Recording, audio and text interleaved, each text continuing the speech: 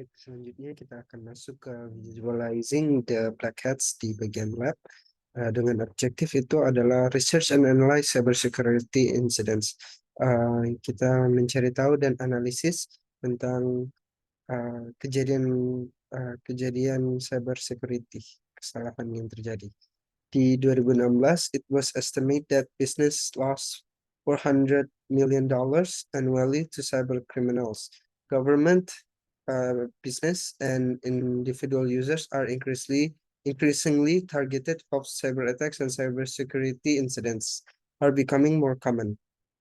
In this lab, you will create 3 hypothetical cyber attacks, each with an organization, an attack, and a method for an organization to prevent the or prevent or militate the attack.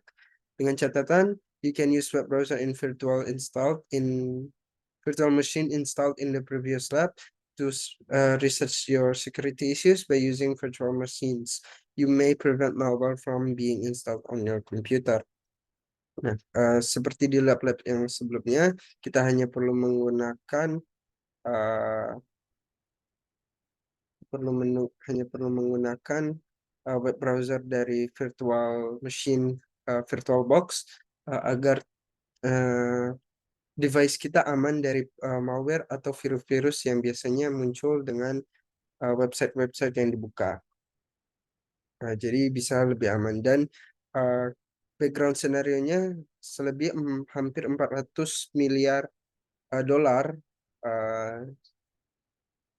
diambil, dicuri oleh cyber criminals dengan government, business, and individuals user are increasingly to target cyber attacks and cyber security incidents sudah mulai lebih banyak dilihat. Nah, dengan itu terang akan menciptakan 3 serangan cyber secara hipotetikal dengan organisasi, serangan, dan juga metode dari organisasi itu untuk mencegah atau meminimalisir serangannya. Dengan tugas pertama masuk di task 4, kita hanya perlu web browser dan cari beberapa cyber attack yang umum yang kita masukkan di pertanyaan-pertanyaan ini. Yang pertama itu ada penyerangan cyber sindikat bayangan.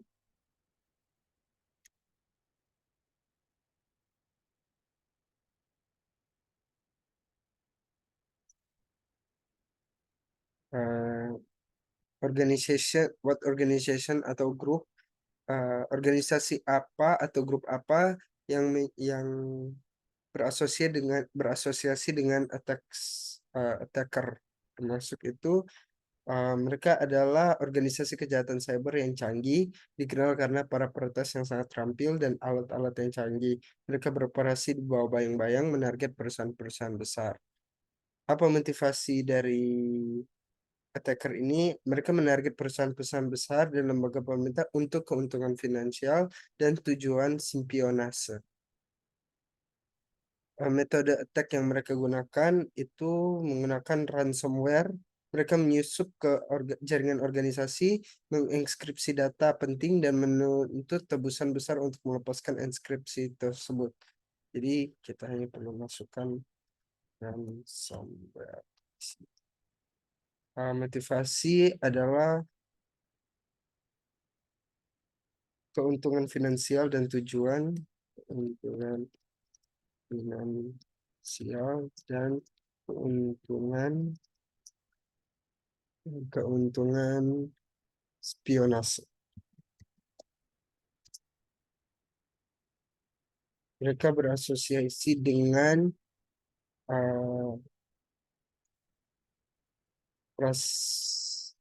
organisasi sendiri di bayang-bayang.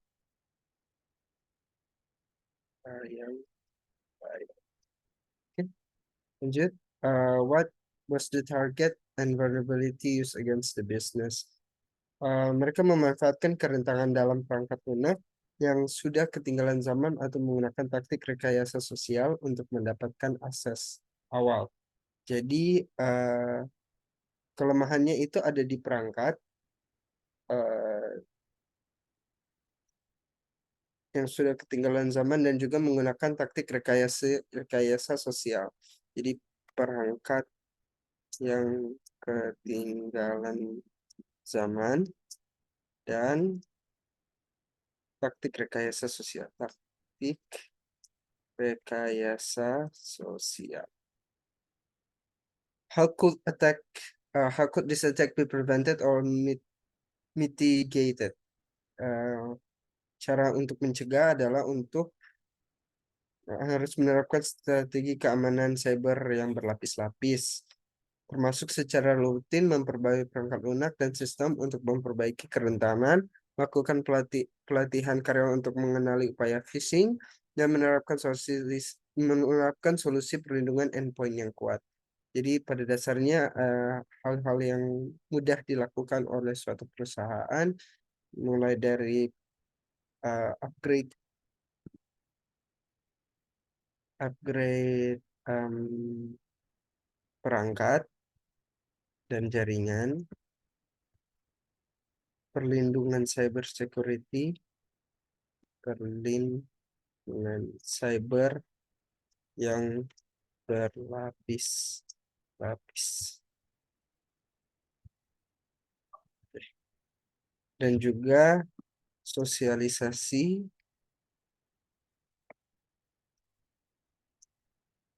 karyawan tentang phishing. Oke. Dan itu dia serangan hypothetical cyber dari uh, penyerang bernama Sindikat Bayangan. Selanjutnya kita masih akan membuat lagi penyerang kedua disruptor digital. Digital. Semua informasi yang ada di sini diambil dari web browser yang di search. Selanjutnya, what organization group yang diasosiasi adalah sekelompok aktivis hacker yang didorong oleh motif ideologis. Mereka adalah aktivis hacker. Apa yang menjadi motivasi dari serangan tersebut? Serangan mereka itu bersifat ideologis. Ideologis. Ideologis. Apa menjadi metode serangan mereka? Mereka menggunakan denial of service distribusi atau DDoS terhadap target mereka. Mereka menggunakan denial of service terdistribusi.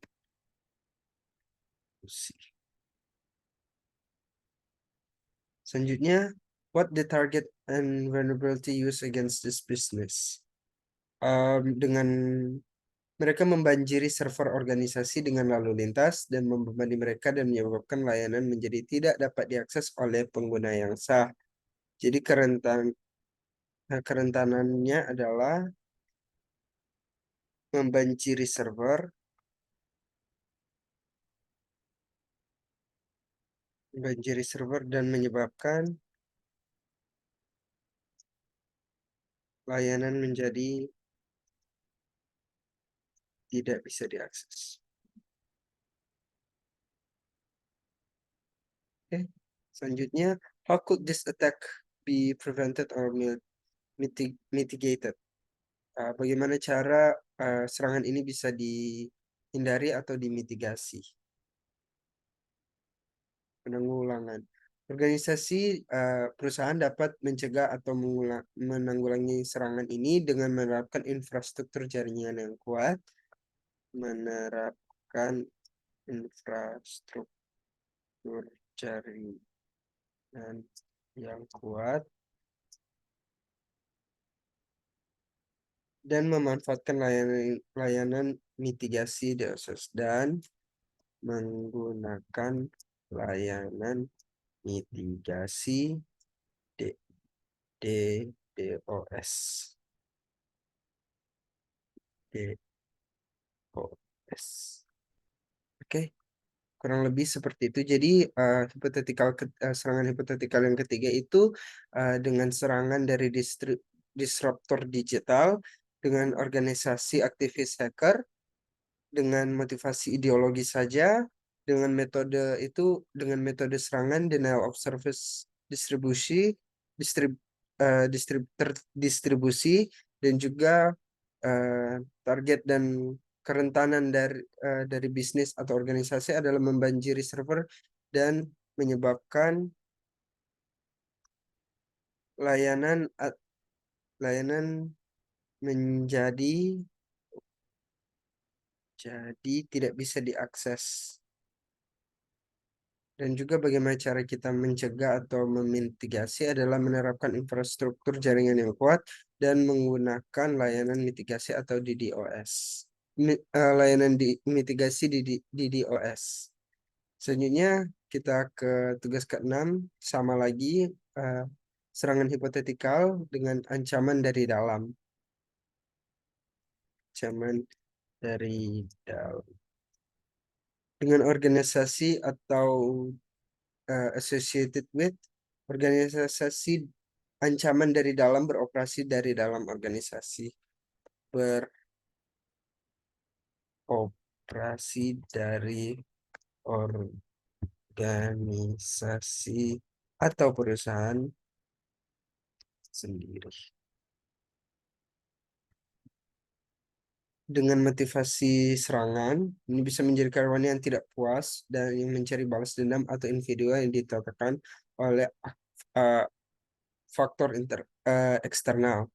Jadi motivasi biasanya ketidakpuasan karyawan dan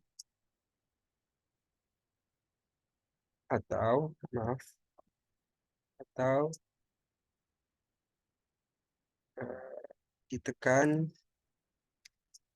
oleh faktor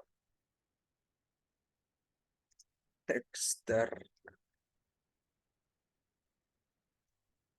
What method of the attack was used? Serangan terlibat dari dalam pencurian data, mencuri informasi sensitif seperti data pelanggan, karyawan, intelektual, atau chat. Mereka dapat menggunakan berbagai metode seperti akses tidak sah ke sistem perangkat USB atau teknik rekayasa sosial dan mendapatkan dan mentransfer data.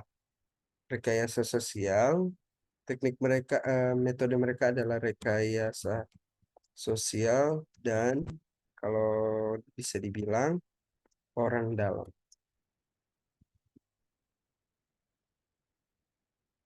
Selanjutnya, what was the target and vulnerability used against the business? Uh, Apa kerentanan yang digunakan untuk kepada bisnis tersebut? Mereka dapat menggunakan berbagai metode uh, seperti akses tidak sah ke sistem perangkat USB atau teknik rekayasa sosial yang mendapatkan dan transfer data. Biasanya ini disebabkan oleh ketidakamanan, oh, maaf, ini kurangnya keamanan cyber dan juga kerentanan dan juga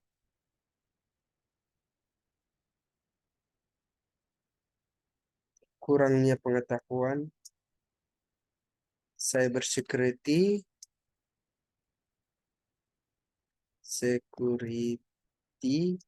kepada karyawan. Bagaimana cara kita mencegah masalah ini, mencegah serangan ini dan juga memitigasinya?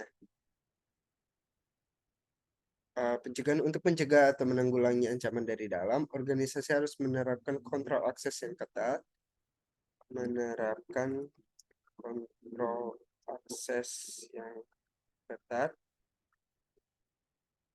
dan secara rutin memantau aktivitas pengguna di jaringan mereka. Dan memantau maaf, dan memantau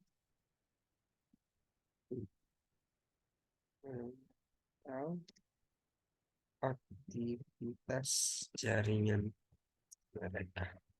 Oke, itu dia uh, lab tentang visualizing the black hats atau biasanya disebutkan hacker yang jahat. Dengan empat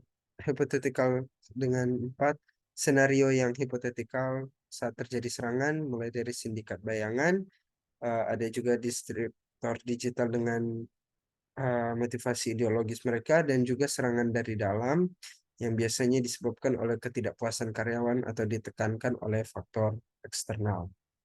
Dan itu dia, dan selanjutnya kita masuk kepada lab becoming a defender. Dengan objektif, research and analyze what it takes to become a network defender. Kita harus mencari tahu dan analisis bagaimana cara kita bisa menjadi penjaga suatu network. Dengan background or scenarios in our technology-centric world, as the world gets more connected, it goes to it also get less safe. Cybersecurity is one of the fastest growing and in-demand professions. Individuals in the field perform a wide variety of jobs, including but not limited to consultation, investigation, and program management service to mitigate risk through both internal and external source. Cybersecurity professionals are required to evaluate, design, and implement security plans, conduct in-depth fraud investigation, and perform security research and risk assessment and propose solution to potential security breaches. Individuals with good security skills have a great earning potentials to be considered one of these high-paying jobs. Imperative to have the proper qualification to the effect of it is important to consider the industry certificates available for the career path. There are many certifications to choose from, and selecting the right certificate for you individually requires careful consideration. Oke, jadi pada dasarnya karena teknologi sudah mulai berkembang dan juga jaringan juga semakin berkembang, sudah mulai tidak aman karena lebih terhubung hampir semuanya. Tidak ada yang tidak terhubung di internet. Dengan itu, cybersecurity menjadi salah satu uh, profesi yang mulai bertumbuh dengan pesat dan juga mulai banyak dicari. Dan tentu saja saat ingin menjadi seorang cybersecurity diperlukan beberapa qualification. Salah satunya adalah untuk mencari sertifikat yang cocok untuk menjadi seorang cybersecurity yang baik.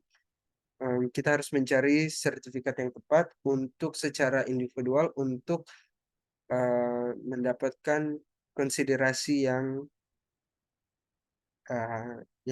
teratur dan terhati-hati, teraman.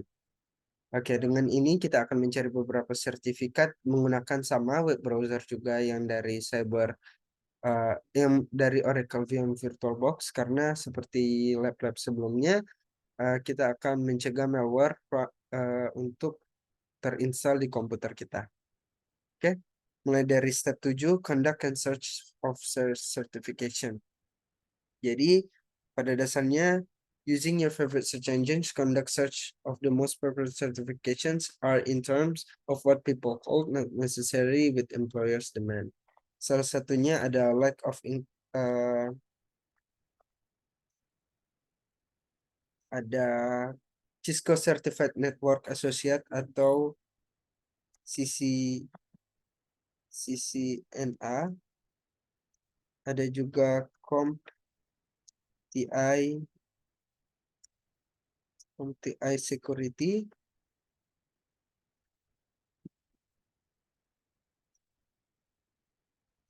Plus ada juga TIA, ini juga TIA.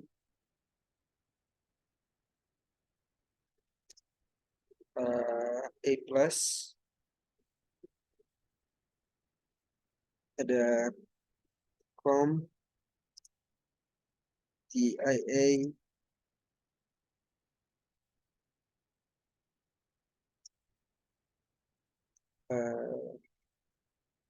network plus plus.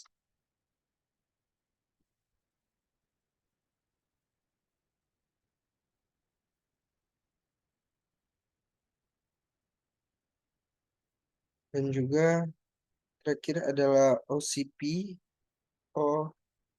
OSCP atau OSC.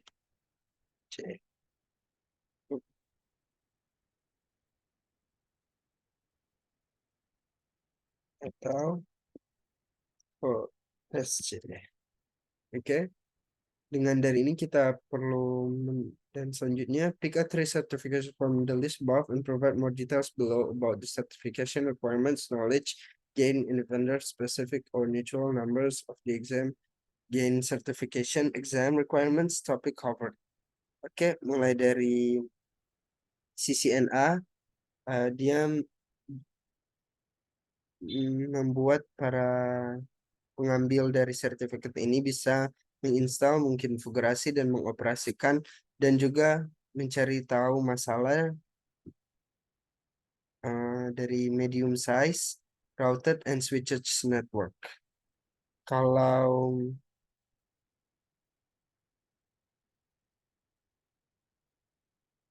ada juga AWS, ini tambah AWS Certified Solutions Architect. Architect Association.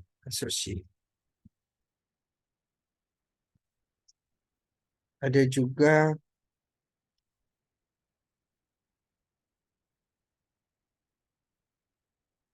PMP.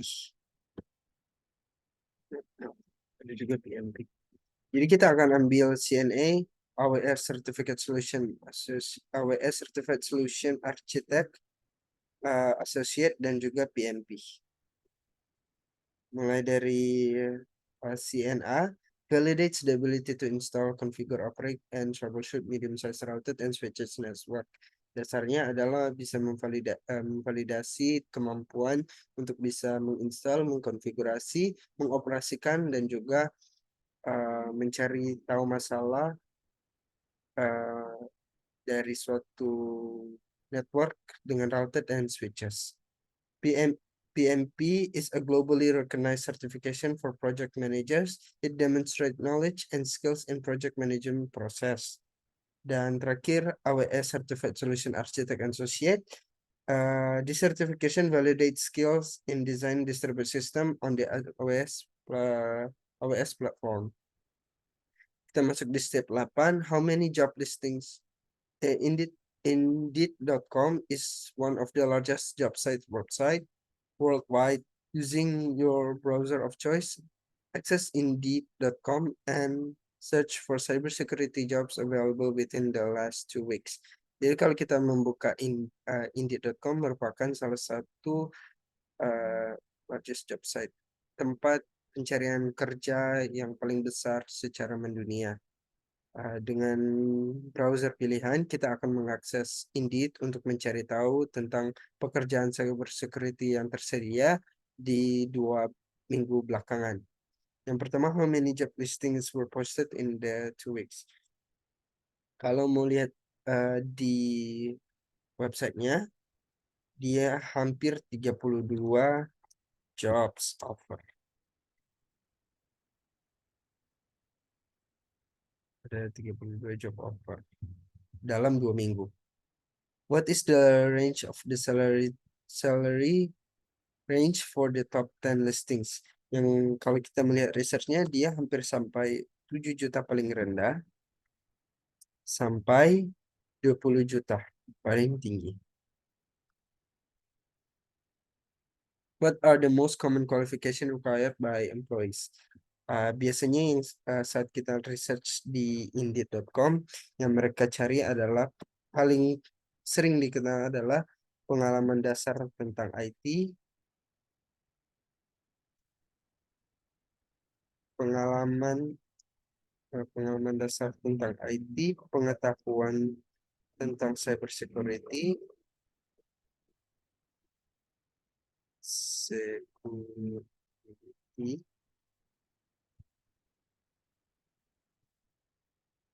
eh,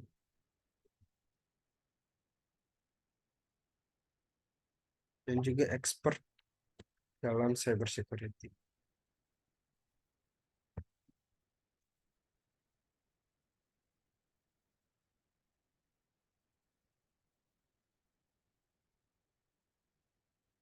Dan juga expert dalam cyber security.